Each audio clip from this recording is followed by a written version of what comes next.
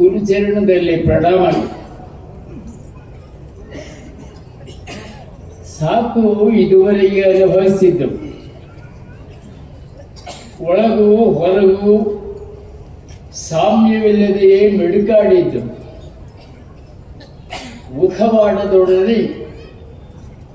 ಮುಖವಾಡದೊಳಗೆ ನಿಜದ ಮುಖವನ್ನು ಕಂಡು ಕಣ್ಣೀರ ಕರೆದದ್ದು.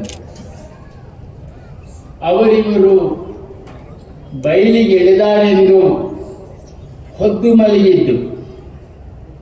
ಕಣಿವೆ ಕಗ್ಗಾಡಿನಲ್ಲಿ ಗುಹೆಯ ಕತ್ತಲಿನಲ್ಲಿ ತಲೆಮರೆಸಿಕೊಂಡಿದ್ದು. ಸಾಕು ಸಾಕು, ಈ ಎಲ್ಲ ವೇದನೆಗಳಿಗೆ ಇಲ್ಲಿ ಬಿಡುಗಡೆ. ಹೇಳಿಬಿಡು, ಇನ್ನು ಏನೇ ಇದೆಯೋ ಹೇಳಿಬಿಡು, ಸುಮ್ಮನೆ ಹಗುರ ಮಾಡಿಕೋ ಎದೆಯನ್ನು. ಇದು ರಾಷ್ಟ್ರಕವಿ ಡಾಕ್ಟರ್ ಜಿ ಶಿವರುದ್ರಪ್ಪನವರ ಒಂದು ಕವನ. ಬಹುಶಃ ಈ ಕವನದಲ್ಲಿ ಹೇಳಿರುವಂತೆ ನಾವೆಲ್ಲ ನಮ್ಮ ಹೃದಯವನ್ನು ಹಗುರ ಮಾಡಿಕೊಳ್ಳಲು ಸೇರಿರುವ ಒಂದು ಕಾರ್ಯಕ್ರಮ ಗುರುನಮನ ಮಹೋತ್ಸವ ಅಂತ ನಾನು ತಿಳಿದಿದ್ದೆ. ನಾವು ಈಗ ಗುರುನಮನ ಸಲ್ಲಿಸುತ್ತಿರುವ ಜ್ಞಾನಯೋಗಿ ಸಿದ್ದೇಶ್ವರ ಸ್ವಾಮೀಜಿಯವರ ಅವರು ಅಂಗಗುಣಗಳನ್ನೆಲ್ಲ ಕಳೆದು ಲಿಂಗ ಗುಣಗಳನ್ನು ಹೊಂದಿದ್ದ ಮಂಗಳ ಚೇತನ. ಹಾಗೆಯೇ ಲೌಕಿಕ ಬದುಕಿನ ಎಲ್ಲ ಹಂಗುಗಳನ್ನು ಮೀರಿದ್ದಂತಹ ಮಹಾಂತ ಚೇತನ. ಲಿಂಗೈಕ್ಯ ವೇದಾಂತ ಕೇಸರಿ ಶ್ರೀ ಮಲ್ಲಿಕಾರ್ಜುನ ಮಹಾಸ್ವಾಮಿಗಳವರ ಕಾರುಣ್ಯದ ಕಿರಣವಾಗಿದ್ದಂತಹ ಈ ಕಿರಣ ಬಯಲಾಗಿ ಇಲ್ಲಿ 2 ವರ್ಷಗಳಾದ. ಕಳೆದ ಒಂದು ವಾರದಿಂದ ಈ ಯೋಗ ಭೂಮಿಯಲ್ಲಿ ನಡೆಯುತ್ತಿರುವ ಈ ಗುರುನಮನ ಮಹೋತ್ಸವದ ಅಂಗವಾಗಿ ಸುಧಾರಿತ ಕೃಷಿ, ಜ್ಞಾನಾರಾಧನೆ, ಗ್ರಾಮ ಸಂಸ್ಕೃತಿ, ಯೋಗ ಜೀವನ, ಸೇವಾಭಾವ, ತಾತ್ವಿಕ ಚಿಂತನೆ ಮತ್ತು ಗುರುದೇವರ ಬದುಕು ಈ ವಿಷಯಗಳೆಲ್ಲ ಕುರಿತು ಚಿಂತನಗೋಷ್ಠಿಗಳು ನಡೆದಿರುವುದು ಸುಸಂಗತವಾಗಿದೆ. ಈ ಚಿಂತನ ಮಾಲಿಕೆಯಲ್ಲಿ ಗುರುದೇವರ ಬದುಕನ್ನು ಕುರಿತು ನನ್ನ ಅನುಭವವನ್ನು ಹಂಚಿಕೊಳ್ಳಬೇಕೆಂದು ಜ್ಞಾನಯೋಗಾಶ್ರಮದ ಅಧ್ಯಕ್ಷ ಗುರುಗಳಾದಂತಹ ಪೂಜ್ಯ ಶ್ರೀ ಬಸವಲಿಂಗ ಮಹಾಸ್ವಾಮೀಜಿಯವರು ಅಪೇಕ್ಷಿಸಿದ್ದಾರೆ. ಇದು ಲಿಂಗೈಕ್ಯ ಪೂಜ್ಯ ಶ್ರೀ ಸಿದ್ದೇಶ್ವರ ಮಹಾಸ್ವಾಮೀಜಿಯವರಿಗೆ ನಾನು ನನ್ನ ನಮನ ಭಕ್ತಿ ನಮನ ಸಲ್ಲಿಸುವ ಒಂದು ಅವಕಾಶವೆಂದೇ ನಾನು ಭಾವಿಸಿದ್ದೇನೆ. ಲಿಂಗೈಕ್ಯ ಪೂಜ್ಯ ಶ್ರೀ ಸಿದ್ದೇಶ್ವರ ಸ್ವಾಮೀಜಿಯವರು ನನ್ನ ದೃಷ್ಟಿಯಲ್ಲಿ ಓರ್ವ ವ್ಯಕ್ತಿಯಲ್ಲ, ಅವರೊಂದು ದಾರ್ಶನಿಕ ಶಕ್ತಿ. ಕೇವಲ ವ್ಯಕ್ತಿಯಾಗಿದ್ದರೆ ಅವರ ಜನನ, ಜನ್ಮಸ್ಥಳ, ಹೆತ್ತವರು, ಶಿಕ್ಷಣ ಇತ್ಯಾದಿಗಳಿಂದ ಕುರಿತಂಥ ಮಾಹಿತಿ ಕೊಡಬಹುದಾಗಿತ್ತು. ಆದರೆ ಅವರು ಓರ್ವ ಶ್ರೇಷ್ಠ ದಾರ್ಶನಿಕರಾದ್ದರಿಂದ ಅವರ ವೈಯಕ್ತಿಕ ಸಂಬಂಧದ ಮಾಹಿತಿಗೆ ಬದಲಾಗಿ ಅವರ ವಿಚಾರಧಾರೆಯ ಬಗ್ಗೆ ಚಿಂತಿಸುವುದು ಅವರಿಗೆ ಸಲ್ಲಿಸುವ ಗೌರವ ಅಂತ ಹೇಳಿ ನಾನು ಭಾವಿಸಿದ್ದೇನೆ. ಎಷ್ಟು ಸಮಯ ನನಗೆ ನಿಗದಿ ಮಾಡಿದ ಸಮಯ? ಹಾಂ, ಅಷ್ಟೊಳಗೆ ಮುಗಿಸ್ತೇನೆ.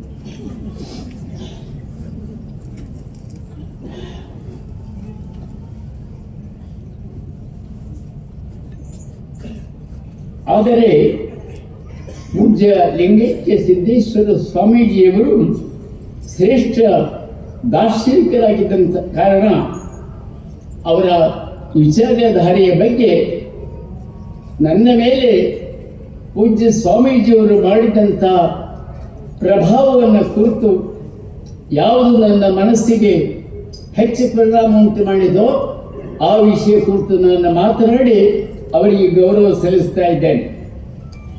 ಬಹುಶಃ ನೀವೆಲ್ಲ ಕೇಳಿರಬಹುದಾದಂಥ ಒಂದು ಪ್ರಸಂಗ.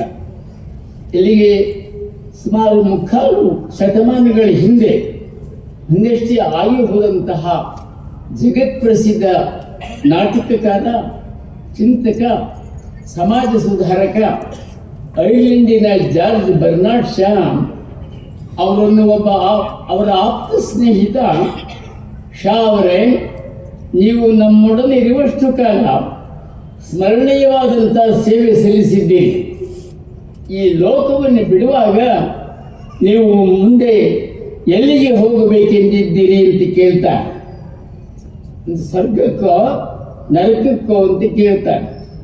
ಅದಕ್ಕೆ ಶಾ ಉತ್ತರಿಸಿ, ಎಲ್ಲಿಗೆ ಬೇಕಾದರೂ ನಾನು ಹೋಗಬಹುದು, ಸ್ವರ್ಗವಿರಲಿ, ನರಕವಿರಲಿ ಅಥವಾ ಬೇರಾವುದೇ ಸ್ಥಳವಿರಲಿ, ಆದರೆ ನಾನು ಹೋಗುವ ಸ್ಥಳಕ್ಕೆ ನಾನೇ ಮೊದಲಿಗನಾಗಿರಬೇಕು ಅಂತ. ಅದಕ್ಕೆ ಆ ಆಪ್ತ, ಅದು ಹೇಗೆ ಸಾಧ್ಯ? ಈಗಾಗಲೇ ಬುದ್ಧನಂತಹ, ಮಹಾವೀರನಂಥ, ಲಾವೋಟ್ಜುವಂತಹ, ಕನ್ಫ್ಯೂಷಿಯಸ್ ಅಂತಹ ಅನೇಕ ಸಂತರು ಹೋಗಿದ್ದಾರೆ. ನೀವು ಹೇಗೆ ಮೊದಲಾಗಲಿಕ್ಕೆ ಸಾಧ್ಯ? ಇನ್ನು ನರಕದ ಮಾತಂತೂ ಹೇಳಲೇಬೇಕಾಗಿಲ್ಲ. ಕೋಟಿ ಕೋಟಿ ಜನ ನರಕಕ್ಕೆ ಹೋಗಿದ್ದಾರೆ, ಈಗಲೂ ಹೋಗ್ತಾನೆ ಇದ್ದಾರೆ. ನೀವು ಹೇಗೆ ಮೊದಲಿಗರಾಗಲಿಕ್ಕೆ ಸಾಧ್ಯ ಅಂತ. ಅದಕ್ಕೆ ಶಾ ಹೇಳ್ತಾರೆ, ಅದೇನಾದರೂ ಇರಲಿ, ನಾನೇ ಮೊದಲಿಗನಾಗಿ ಹೋಗುವಂಥ ಸ್ಥಳ ಯಾವುದಾದ್ರೂ ಇದ್ದರೆ ಹೇಳುವಂತಾರೆ, ಅಲ್ಲಿಯೇ ಹೋಗ್ತೇನೆ ಅಂತ. ಆ ಸ್ನೇಹಿತ ವ್ಯಕ್ತಿ ಸತ್ತ ಮೇಲೆ ಹೋಗುವ ಎರಡೇ ಸ್ಥಳಗಳಿವೆ, ಒಂದು ಸ್ವರ್ಗ ಮತ್ತೊಂದು ನರಕ ಅಂತ ಹೇಳಿ.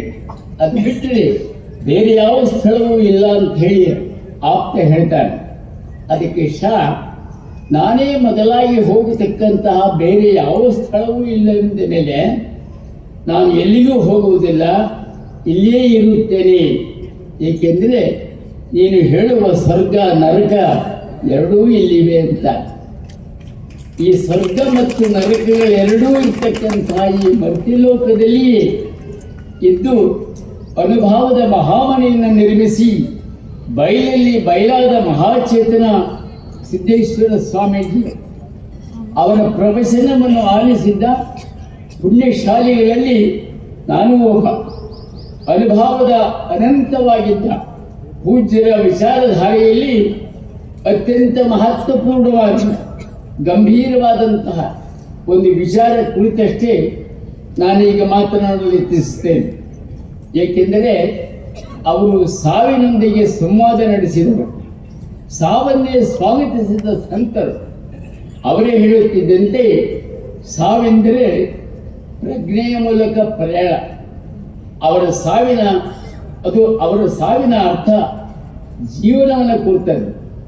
ಸ್ವಾಮೀಜಿಯವರು ಬದುಕು ಏಕೆ, ಮಾನವರಾಗಿ ನಾವು ಏನು, ನಾವಿಲ್ಲಿ ಏಕೆ ಇದ್ದೇವೆ, ಜೀವನ ಎಂದರೆ ಏನು, ಯಾವುದು, ಏಕೆ ಎಂಬ ಬಗ್ಗೆ ತಿಳಿದುಕೊಳ್ಳಲು ನಮಗೆ ಸಾಧ್ಯವಾಗದಷ್ಟು ಒತ್ತಡದಲ್ಲಿರ್ತಕ್ಕಂಥ ನಮಗೆ ಈ ಅರಿವಿನ ಅಗತ್ಯವನ್ನು ಸ್ವಾಮೀಜಿಯವರು ಮನವರಿಕೆ ಮಾಡಿಕೊಡ್ತಾರೆ. ಬದುಕಿಗೆ ಸಂಬಂಧಿಸಿದಂಥ ಈ ಪ್ರಶ್ನೆಗಳು ಸದಾ ಮನುಷ್ಯನನ್ನು ಆದಿಯಿಂದ ಕಾಡುತ್ತಲೇ ಬಂದಿದ್ದ, ಈ ಹೊತ್ತು ನಮ್ಮನ್ನು ಕಾಡ್ತಾ ಇದ್ದಾರೆ. ಈ ಪ್ರಶ್ನೆಗಳು ಯಾಕೆ ಬರ್ತದೆ ಅಂದರೆ ನಮ್ಮೆದುರಿಗಿರ್ತಕ್ಕಂಥ ಸಾವು. ಈ ಸಾವು ಈ ಪ್ರಶ್ನೆಗಳನ್ನು ನಮ್ಮ ಮೇಲೆ ಹೇರ್ತದೆ. ಈ ಪ್ರಶ್ನೆಗೆ ಒಂದು ವೇಳೆ ಸಾವು ಇಲ್ಲಿ ಶಾಶ್ವತವಾಗಿ ನಾವಿಲ್ಲಿ ಬದುಕುತ್ತೇವೆ ಅಂತ ಇದ್ದಿದ್ದರೆ ಈ ಪ್ರಶ್ನೆಗಳಿಗೆ ಉತ್ತರ ಹುಡುಕುವಂಥ ಸಮಸ್ಯೆ ಇರ್ತಿರಲಿಲ್ಲ. ಆದರೂ ನಮ್ಮ ಬದುಕಿಗೆ ಒಂದು ಕಾಲದ ಮಿತಿ ಇದೆ. ಹಾಗಾಗಿ ಇರುವಷ್ಟು ಅವಧಿಯಲ್ಲಿ ಅರಿತುಕೊಳ್ಳಿ ಅನ್ನೋದು ಸ್ವಾಮೀಜಿಯವರ ಸಂದೇಶವಾಗಿದೆ. ಸಾವು ಒಬ್ಬ ಸ್ನೇಹಿತ. ಇಲ್ಲಿ ಸಾವೆಂದರೆ ಚಿಕಿತ್ಸಾ ರೂಪದ ಸಾವಲ್ಲ, ಸಹಜವಾದ ಸಾವು. ಅದು ನಮ್ಮ ಅಮೃತತ್ವಕ್ಕೆ ಸಂಬಂಧಿಸಿದ. ನಾವು ಸಾವನ್ನು ಗಂಭೀರವಾಗಿ ಪರಿಗಣಿಸಿದರೆ ಬದುಕನ್ನು ಗಂಭೀರವಾಗಿ ಪರಿಗಣಿಸುತ್ತೇವೆ.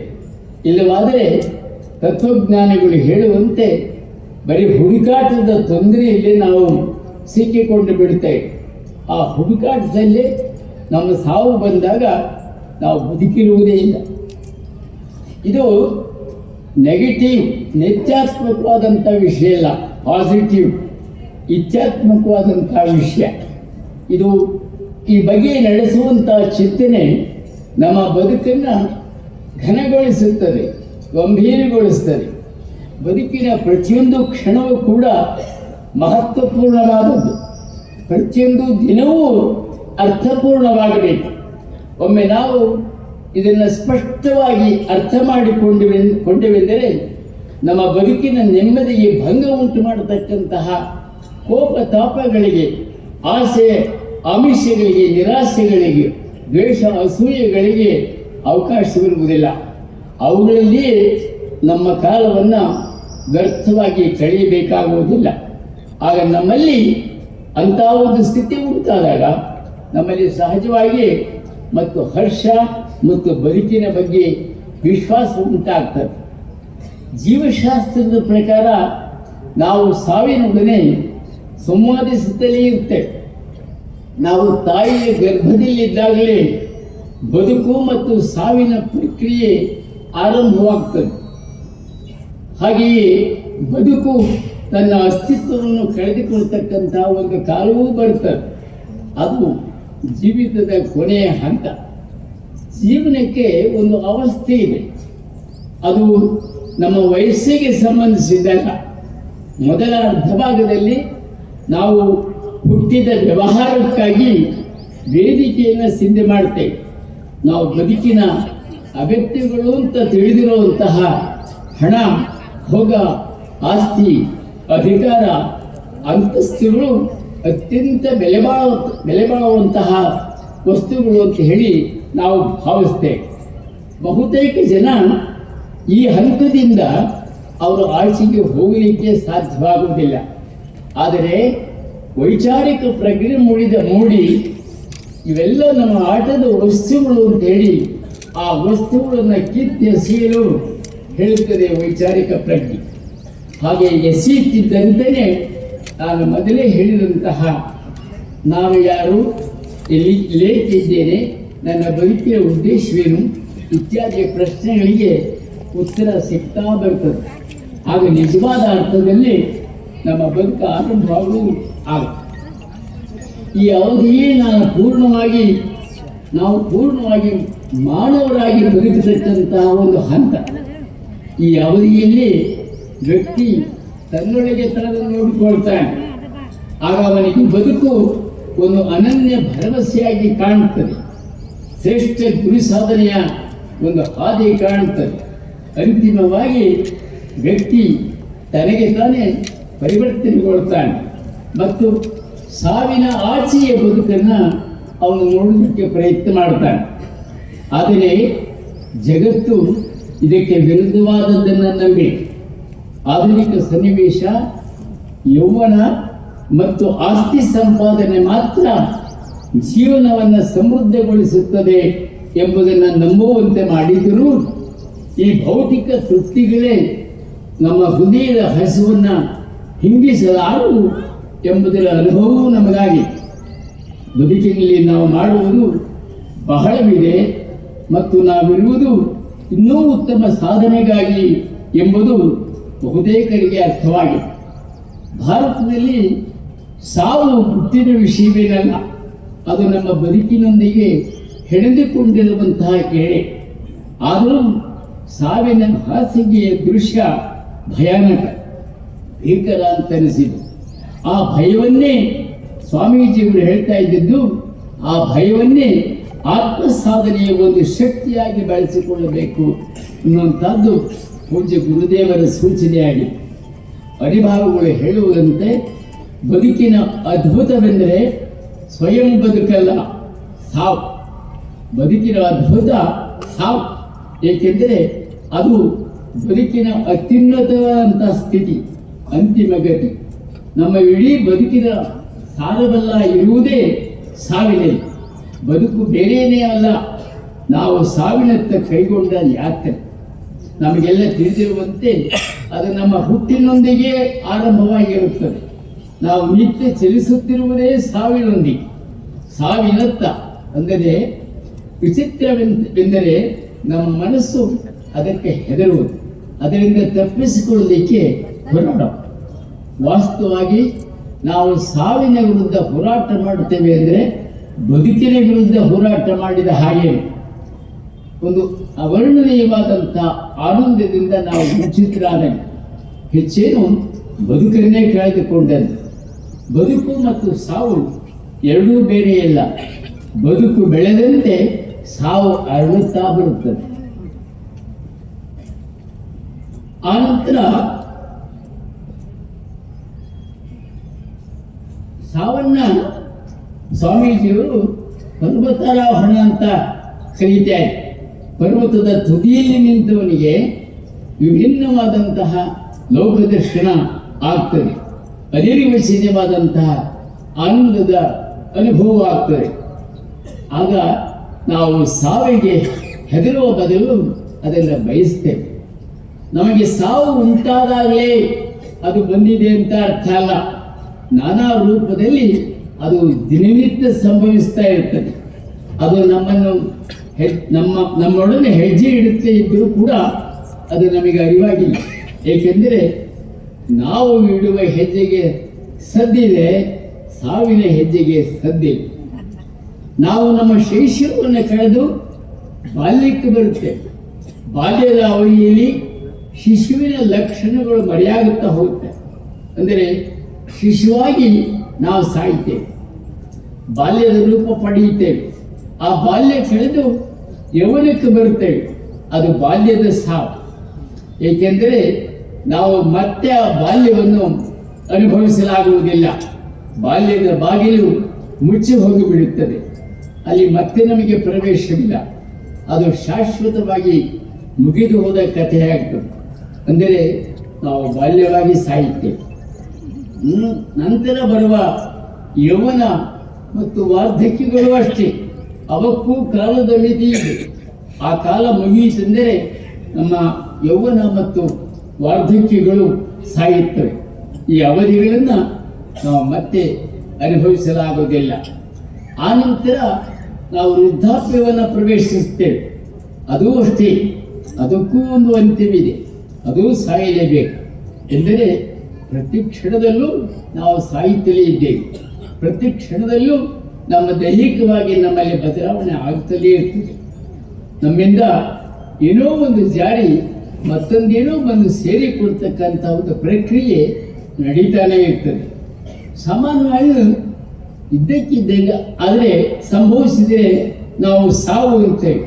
ಆದರೆ ನಿರಂತರವಾಗಿ ನಮ್ಮ ಜೊತೆಯಲ್ಲಿ ನಡೆಯುವುದರಿಂದ ಆ ಸಾವು ನಮಗೆ ಗೊತ್ತಾಗೋದಿಲ್ಲ. ಅದು ನಮ್ಮ ನರನಾಡಿಗಳು ಸಂಕೋಚಗೊಂಡಾಗ, ದೃಷ್ಟಿ ಮಬ್ಬಾದಾಗ, ಶ್ರವಣ ಶಕ್ತಿ ಕುಂದಿ ಹೋದಾಗ, ಕೈಕಾಲು ಶಕ್ತಿ ಕಳೆದುಕೊಂಡಾಗ, ಚರ್ಮ ಸುಕ್ಕಿದಾಗ, ಕೂದಲಿಗೆ ನೆರೆ ಬಂದಾಗ, ಸ್ಮರಣ ಶಕ್ತಿ ಅಳಿದು ಹೋದಾಗ ಸಾವಿನ ಚಟುವಟಿಕೆಗಳು ಈ ರೂಪದಲ್ಲಿ ನಮಗೆ ಕಾಣಿಸ್ತಾ ಬರ್ತಾ. ಆದರೆ ದೇಹ ಪೂರ್ಣ ನಿಶ್ಚೇಷ್ಟಿತವಾದಾಗ ನಾವು ಅದಕ್ಕೆ ಸಾವು ಅಂತೇವೆ. ಹೀಗೆ ನಮ್ಮ ಬದುಕಿನ ಜೊತೆಯಲ್ಲಿ ಬೆಳೆಯತಕ್ಕಂಥ ಸಾವಿಗೆ ಹೆದರಬೇಕಾದಂಥ ಅಗತ್ಯ ಇಲ್ಲ, ಎದುರಿಸಬೇಕಾದಂಥ ಅಗತ್ಯವೂ ಇಲ್ಲ. ನಾವು ಸಾವಿಗೆ ಹೆದರುತ್ತೇವೆ ಎಂದರೆ ಬದುಕಿಗೂ ಹೆದರುತ್ತೇವೆ ಎಂದೇ ಅರ್ಥ. ಬದುಕಿನ ಸವಾಲುಗಳನ್ನು ನಾವು ಎದುರಿಸಿದರೆ ನಾವು ಸಾವನ್ನು ಗೆದ್ದಂತೆ. ಇದನ್ನೇ 12ನೇ ಶತಮಾನದ ಶರಣರು ಸಾಧಿಸಿ ತೋರಿಸಿದರು.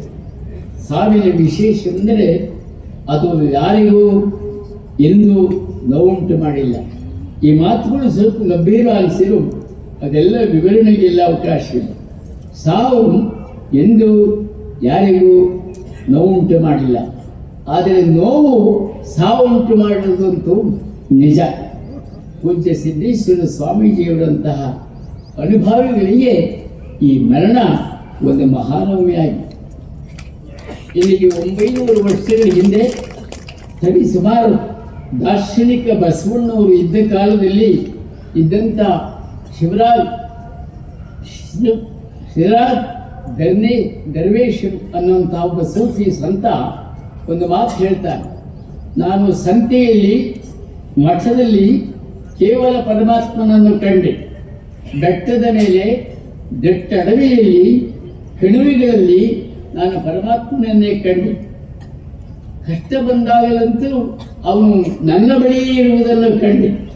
ಸ್ನೇಹದಲ್ಲಿ, ಸೌಭಾಗ್ಯದಲ್ಲಿ ನಾನು ಕೇವಲ ಪರಮಾತ್ಮನನ್ನು ಕಂಡೆ. ಪೂಜೆಯಲ್ಲಿ, ಪ್ರಾರ್ಥನೆಯಲ್ಲಿ, ಚಿಂತನೆಯಲ್ಲಿ ಪರಮಾತ್ಮನಲ್ಲದೆ ಬೇರೇನೂ ಕಾಣಿಸಲಿಲ್ಲ.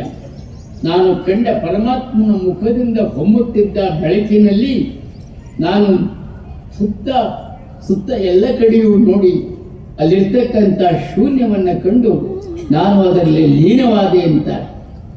ಬಹುಶಃ ನಮ್ಮ ಸ್ವಾಮೀಜಿಯವರು ಹಾಗೆ ಅಂತ ಮಹಾ ಬೆಳಕಿನಲ್ಲಿ ಲೀನವಾದಂಥ ಒಂದು ಜ್ಯೋತಿ. ಈ ಮಾತುಗಳನ್ನೇ ನಮ್ಮ ಪೂಜ್ಯ ಸ್ವಾಮೀಜಿಯವರಿಗೆ ಅನ್ವಯಿಸಿದಲ್ಲಿ ಅವರು ಕುಳಿತಲ್ಲಿ, ನಿಂತಲ್ಲಿ, ಪ್ರವಾಸದಲ್ಲಿ, ಪ್ರಯಾಣದಲ್ಲಿ, ಪ್ರವಚನದಲ್ಲಿ, ಪ್ರಸಾದದಲ್ಲಿ, ಧ್ಯಾನದಲ್ಲಿ, ಮೌನದಲ್ಲಿ, ಜನಸಮುದಾಯದಲ್ಲಿ ದೇವರನ್ನು ಕಂಡಂತಹ ಯೋಗಿಗಳು ಅವರೀಗ ಸಮುದಾಯ ಪ್ರಜ್ಞಾಜಾಗೃತಿಯ ಸೇವೆಯ ಮಹಾಬೆಳಗಿನಲ್ಲೇ ಲೀನವಾಗಿದ್ದಾರೆ.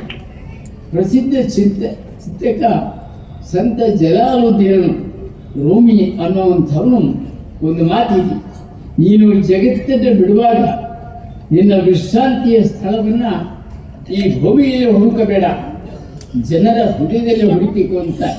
ಈ ಮಾತಿನಂತೆ ನಮ್ಮ ಪೂಜ್ಯ ಸಿದ್ದೇಶ್ವರ ಗುರುಗಳು ಸಹಸ್ರ ಜನರ ಹೊನ್ನಣಗಳಲ್ಲಿ ಇನ್ನೂ ನೆಲೆಸಿದ್ದಾರೆ ಎನ್ನುವುದಕ್ಕೆ ಈ ಗುರುನಮನ ಕಾರ್ಯಕ್ಕೆ ಇಲ್ಲಿ ಸೇರಿರುವ ಜನಸಾಗರವೇ ಸಾಕು. ಪೂಜ್ಯರ ಸ್ಮರಣೆಗಾಗಿ ಶ್ರೀ ಸದಾನಂದ ಅದೇನು ಯಾವುದೋ ಗ್ರಂಥ ಬಿಡುಗಡೆಯಲ್ಲಿದ್ದರು ಸ್ವಾಮಿ, ಅದಿಲ್ಲ ಅಲ್ಲ. ಪೂಜ್ಯ ಶ್ರೀ ಸಿದ್ದೇಶ್ವರ ಸ್ವಾಮೀಜಿಯವರಿಗೆ ಗುರುನಮನ ಸಲ್ಲಿಸುತ್ತಿರುವ ಈ ಪವಿತ್ರ ಸಂದರ್ಭದಲ್ಲಿ ನಾನು ಕೊನೆಯದಾಗಿ ಭಿನ್ನವಿಸಿಕೊಳ್ಳುವುದೆಂದರೆ, ನಮ್ಮ ಧರ್ಮಗುರುಗಳು ಲಿಂಗೈಕ್ಯ ಪೂಜ್ಯರ ಆದರ್ಶದಂತೆ ಆಧ್ಯಾತ್ಮಿಕ ಸಾಧನೆಯಿಂದ, ಸಾತ್ವಿಕ ನಡೆನುಡಿಗಳಿಂದ, ಸ್ವಹಿತ ಮೀರಿದ ಸೇವೆಯಿಂದ, ಜ್ಯೋತಿರ್ಲಿಂಗದ ವಾಂಗ್ಮಯದಿಂದ, ಧರ್ಮ ವಿಜ್ಞಾನಗಳ ವಿಚಾರ ಸಮನ್ವಯದಿಂದ, ಎಲ್ಲಕ್ಕೂ ಮಿಗಿಲಾದ ಲೋಕ ಪ್ರಜ್ಞೆಯಿಂದ ನಡೆದುಕೊಂಡು ಸಮುದಾಯದ ಭಕ್ತಿ ಗೌರವಗಳಿಗೆ ಪಾತ್ರರಾಗಬೇಕೆಂಬುದು.